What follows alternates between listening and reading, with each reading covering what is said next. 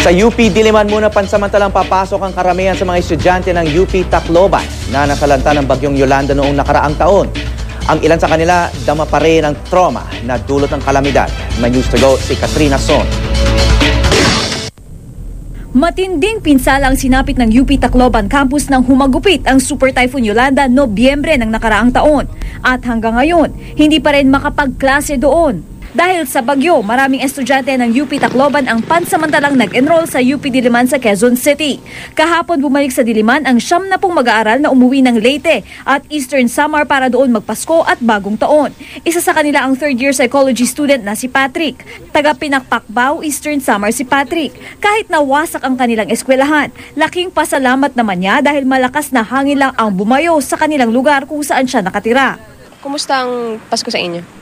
Masaya naman kasi kasama ko yung pamilya ko. Tapos, yun nga lang, masyadong malakas lang yung ulan. Yung bahay namin kasi medyo nasira ng bagyo. Sa kabila ng sinapit, nakakapag-adjust sa pag-aaral si Patrick at handa siya sa balik-eskwela ngayong araw. Medyo pareho naman yung yung sistema sa Tacloban tsaka dito. Habang Pasko, umuulan naman, basa-basa lang. Doble kayo din sa pag-aaral ang freshman na si Dane, lalo't may trauma pa raw siya.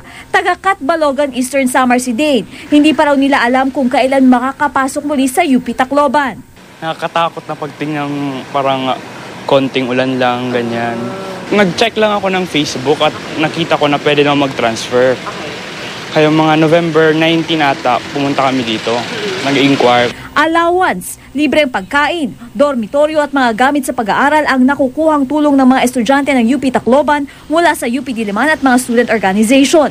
Sa kabila ng kanilang pinagdaraanan, desidido ang mga estudyanteng biktima ng bagyong Yolanda na matapos ang kanilang kurso at makabangon mula sa hagupit ng bagyo.